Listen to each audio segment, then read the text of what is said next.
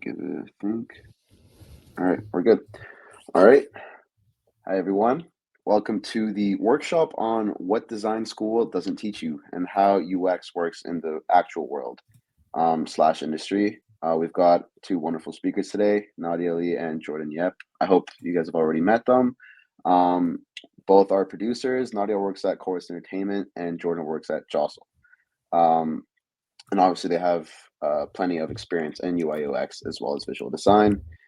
Yeah, so you guys like to take it away?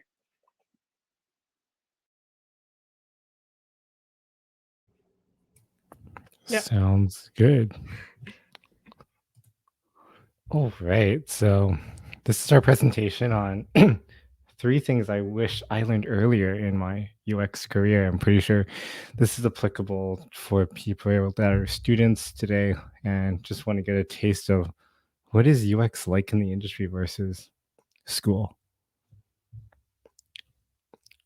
So this is our agenda. We're just going to go through who we are, and then we're going to go, go through the 3 points, and then have some time for Q&A at the end. So, who are we? Yeah, as you may all know, I'm Nadia. I am a senior product designer at Course Entertainment in Toronto. So we own like YTV, Teletoon, Food Network, all those like cable TV channels you might have watched like growing up, and I am part of the global news team.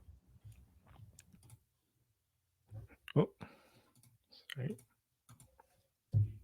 And I'm Jordan. I'm a product designer here based in Vancouver.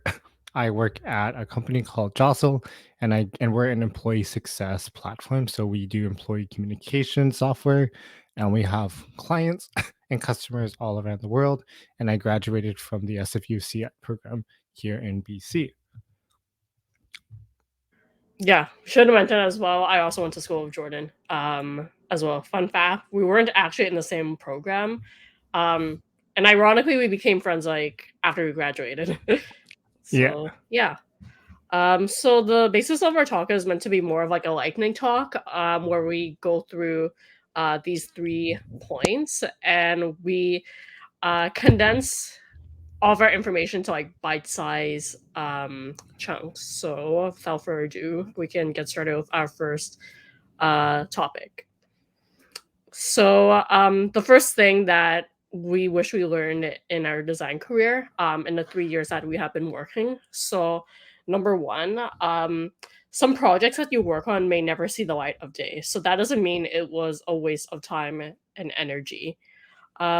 So when you're a young designer, for me at least, this was kind of like a hard pill to swallow because you put in all this time and energy into creating like the best product that you think you've ever like have created, right? So you've gone through many design iterations, you've done competitive analysis, and you spoke to you carefully picked and chose the users that you spoke to. But now the organization, they shift gears and they decide to go to another direction. So if there's one soft skill that younger designers should learn at the start of their career, and I also am still learning a bit of this as well, it's to lessen your ego. So without turning this into like some sort of psychology class, I'm not saying to eliminate your ego because just like judging, it's part of like human survival, but recognize when your ego impedes your work ethic and behavior. So um, I'll give an example. Before I was at Chorus, I was at a startup, and then we eventually got acquired by a bigger company 6 months later. So our product, it actually got merged into the latter company's portfolio of products. And I used that learning lesson to improve on a number of design skills as I was now merged with this larger design team. And when I eventually updated my portfolio, of course I included the work I was doing, but I didn't sugarcoat things. Usually in case studies, you like to mention like the highlights, what went well, the impact of your work. But I explained that it wasn't this fairy tale project that you would see in most case studies, but I did include my learning lessons out of it. So overall, I like to say that's the most humbling lesson I learned as a product designer. And Jordan can go next. Yeah. So very similar to Nadia. I've also worked on projects that haven't seen the light of day yet, whether that be at SAP, the city of Vancouver, or the company I'm at now with Jostle. One point like I want to touch on is sometimes like you're going to be working on projects that are going to be in the later stages. I think during school, it's very idealistic that we're working on a full journey. We're working on something from scratch. But a lot of times inside a company, you're not working on something from scratch. You're working on a feature that already exists and you don't really get to define that journey. So in school, we talk about user journeys quite a bit and personas quite a bit. But if that product is already established and it's already defined, you're not going to be going through that creation. And that's not necessarily bad. It's just that it's already there. So, for example, when I was at SAP, I was working on an AI search feature that were helping people get data from their insights. So, we know who the persona was, and that was a business analytics person, and we didn't need a user journey because the feature technically already existed. We were just adding AI capabilities to it. So from there, it was just reduced redundancy. And as well, going back to the point of for a project that may already be established, you're going to be working on potentially a user flow that's already there. So a lot of the times you're going to be designing that small piece of an existing feature, which is a shocking reality for some. We're taught this idealistic sense in school, but once you get into industry, it's not always like that. So, and even like right now, I'm currently guiding my intern through a project and we're working on enhancing an existing feature. So, if the feature already exists, it's just enhancements at the end of the day. So, don't get down like if you like find your first UX internship and you're only working on just a small area of feature that already exists. And then, of course, don't get down if that doesn't get implemented right away because there are timelines, of course, in industry and stakeholders to please. All right, next slide. Design involves constant stakeholder meetings, communication with your team, and alignment. So at times your designs may not be implemented because of development or PM, product management related reasons, for example. Okay, so to ensure a smooth process when working with my cross-functional team, I like to implement a product spec document. So at the end of at the end of our talk, I will attach a few resources on the Discord for everyone's reference. But basically, what a product spec document is, there's also a few other names as well. I believe like functional spec document, but it basically outlines like the basis of the project that my team is working on, as well as the potential constraints and obstacles that could be faced while working on this project. And if any of you have attended the talk earlier today, where it was the Q&A session with the other judges and mentors, um, I mentioned I mentioned very briefly about inviting all voices to be heard in whenever you're doing design critiques. So, as a designer, when you're always involved in these meetings, particularly let's say design critiques, right?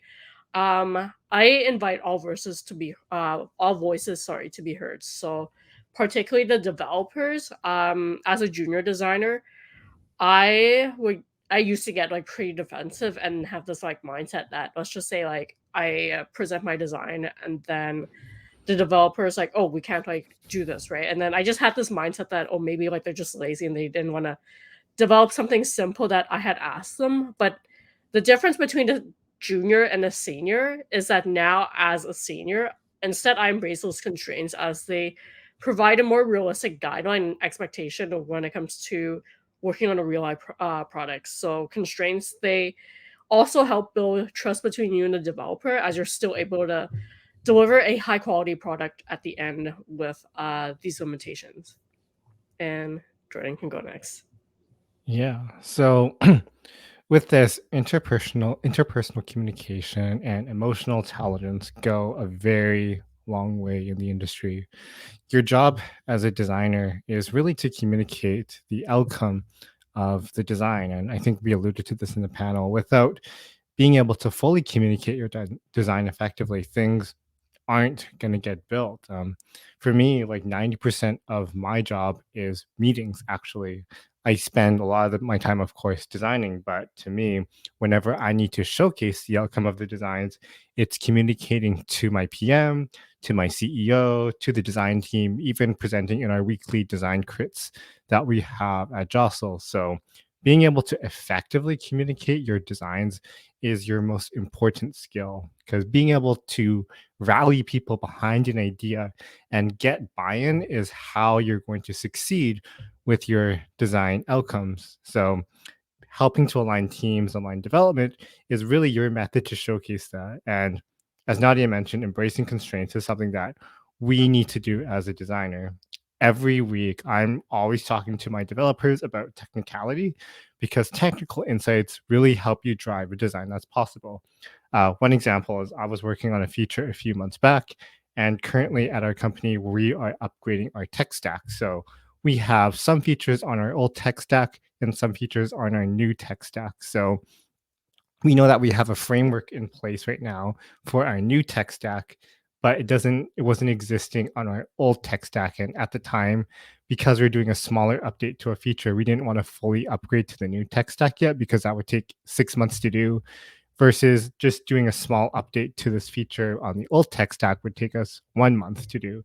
So of course, we decided to go with the 1 month approach and then eventually build up to the 6 month approach. So there are little there sometimes, like, you need to compromise, but compromising and finding that happy medium is the most important part. So don't expect your whole design to get implemented all at once.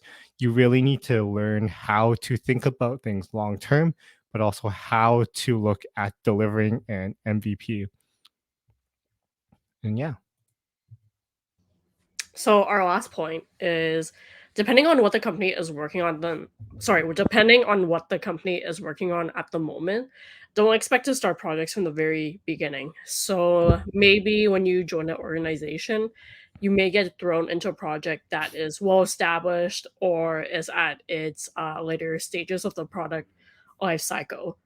So when I was self-teaching myself UX design about 3 years ago, fun fact, also I am completely self-taught in UX.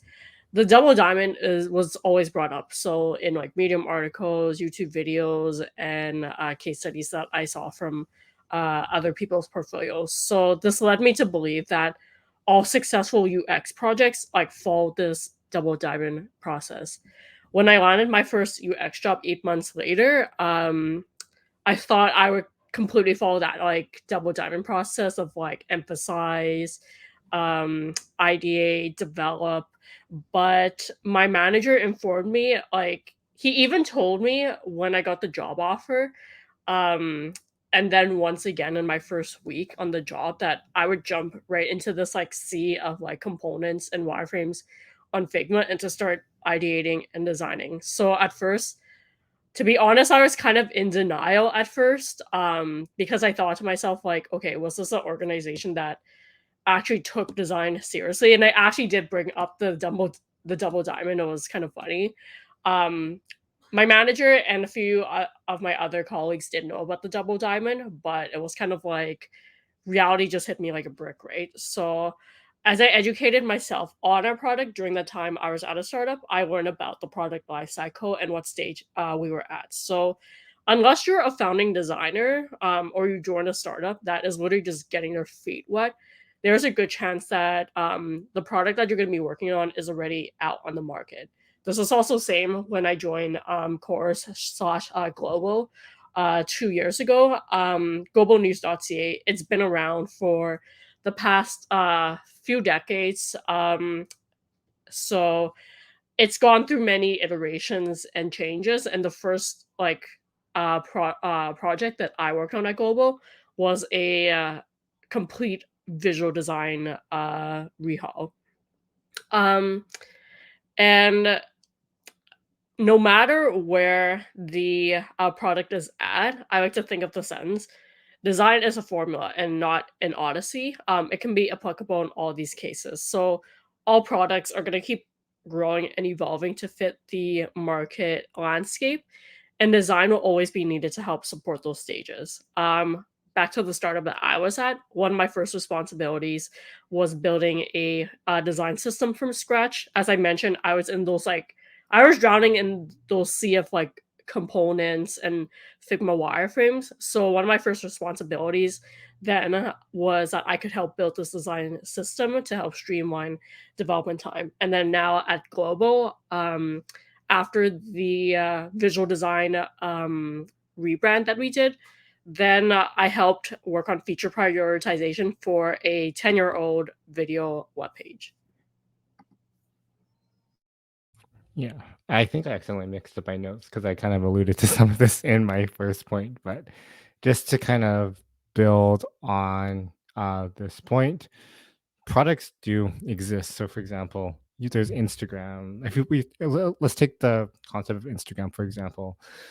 Really, like, how many new features like have you seen on Instagram being implemented recently, besides maybe stories or kind of that new pinned note feature in the past year? So, oftentimes when we look from the outside, it's like people don't always see this. And oftentimes the new features that get added, maybe each release cycle, are in reality quite small. So, for example, like I'm working on updating a branding page for our orgs for them to customize their platform.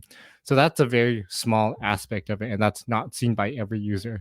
And I think that's also a reality. Not everything you do is going to be seen by every user type for your org.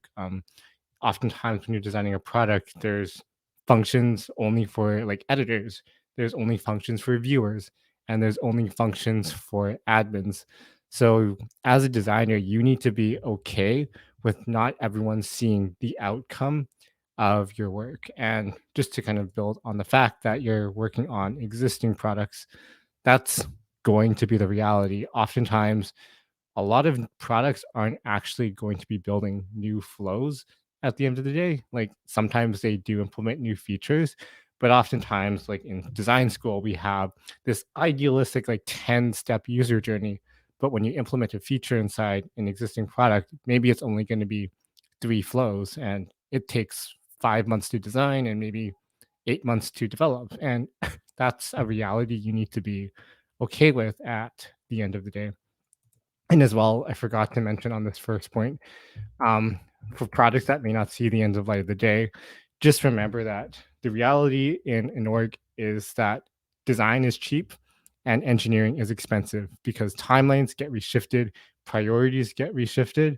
And while it may take maybe only 2 months to design something or 6 months to design something, sometimes it's going to take a long time to develop something. So in physical product design, we have this methodology called measure twice and cut once. And oftentimes, when you're developing, when something is going to get developed, it's really important that it needs to be done right the first time for scalability. So we don't go back and have to redevelop and spend another quarter trying to redevelop something that maybe was not designed correctly the first time. So it's really important that you do bring your principles forward into design products. But as well, you need to be okay with not everything being developed at the same time or even being developed at all, or just working on something small.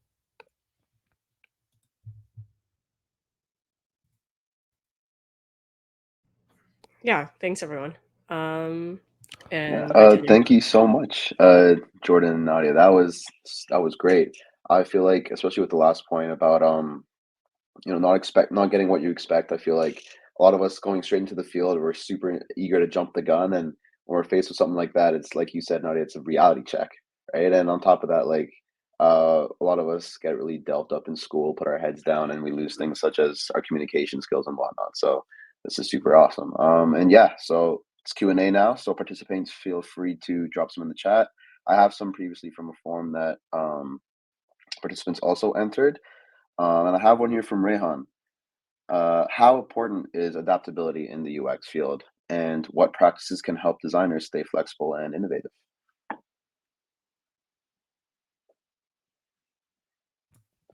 Feel free to go ahead. I can start.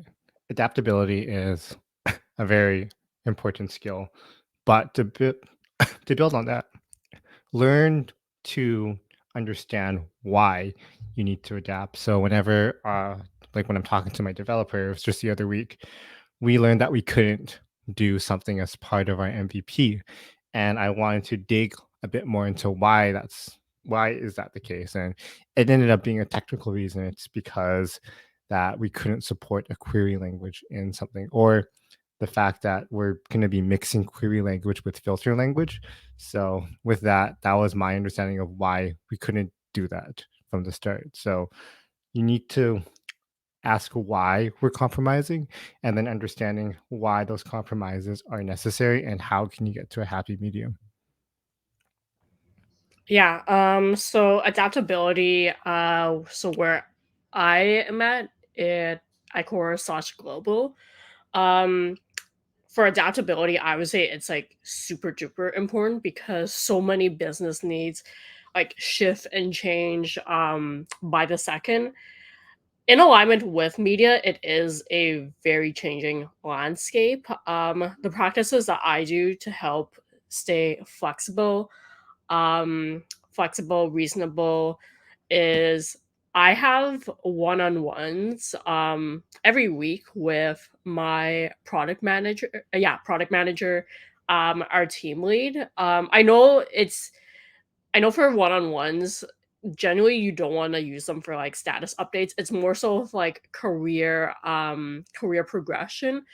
But in our case, where we're fully remote and we probably only see each other in person like maybe twice a year ever, communication is also such an underrated skill in such a case like adaptability. So, yeah, when it comes to adaptability, I also like to stay updated with my team members as well. It's very easy to get lost in a forest of like constant emails or Slack messages. So, especially if you're going to be working in a fully remote environment, you're going to have to practice and utilize a lot of communication in this work field.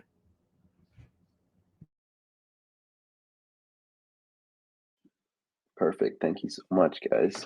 And Rowan would like to add on to that, saying, how is Agile implemented into UX? Jordan, you can go ahead.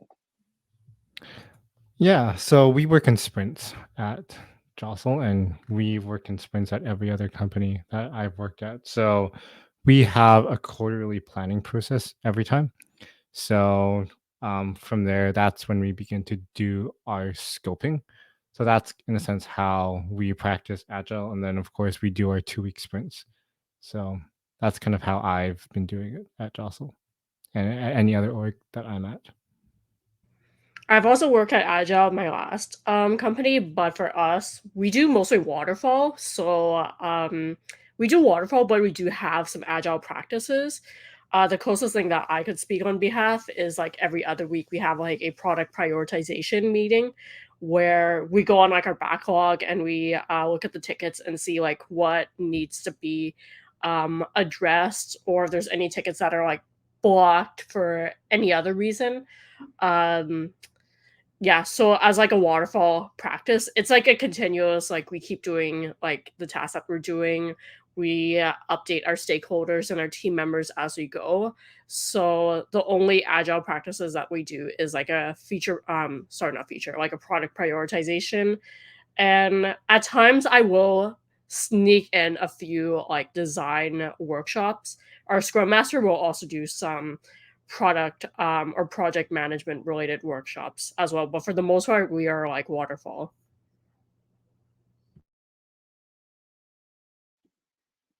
Perfect. Thank you so much for your answers, guys, and for the question, Rowan. Um, you can keep them coming, participants, but I also still have some from the previous form that I sent out.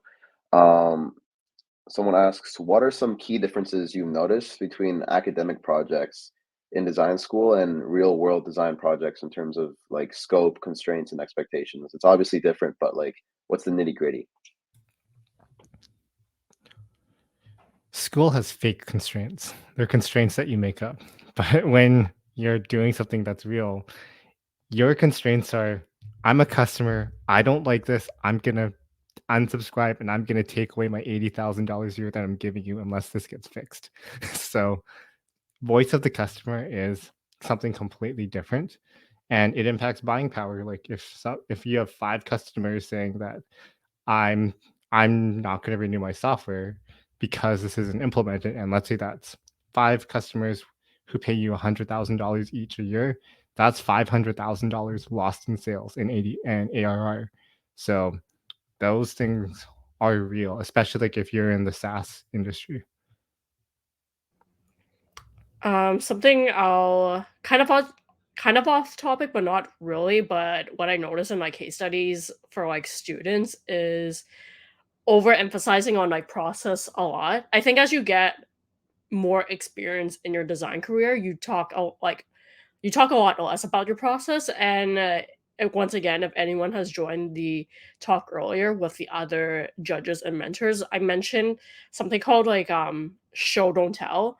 Um, as you also get in like a later stage of your career, I think it's completely okay if your portfolio focuses more on like the visuals and not to dismiss like the whole like process, because obviously process is important, but a mentor has like told me recently for working on portfolios that good visual design is pretty underrated. And if you do have like really good visual design skills, whether that's the final mock-ups or even like creating a design system, like definitely put that on your portfolio. Because from what my mentor has said, like with a lot of hiring managers revealing there's a lot of like candidates applying for just like one UX position now.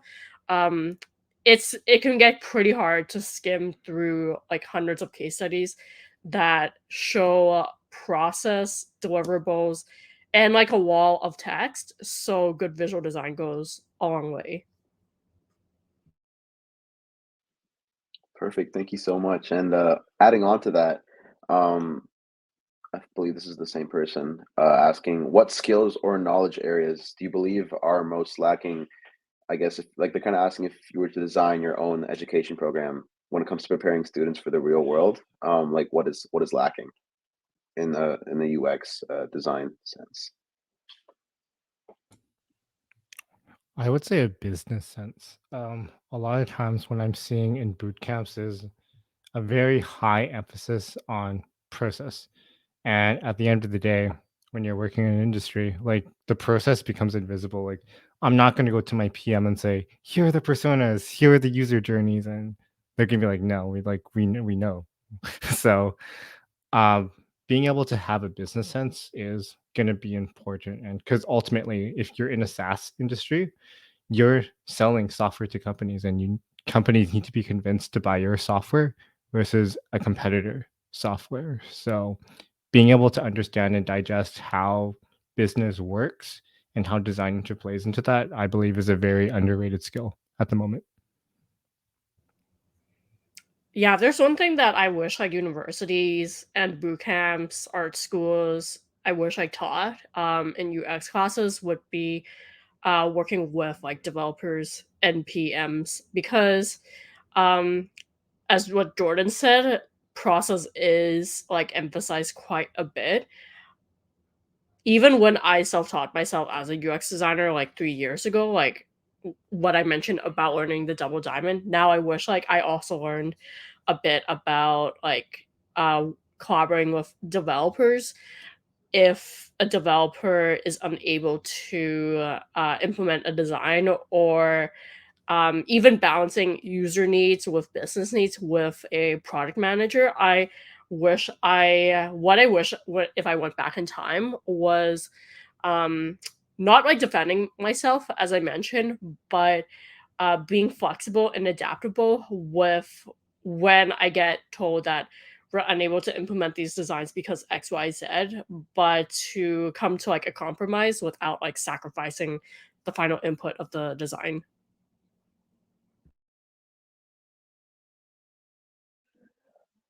Perfect. Thank you so much. And it seems here Rayon has a question.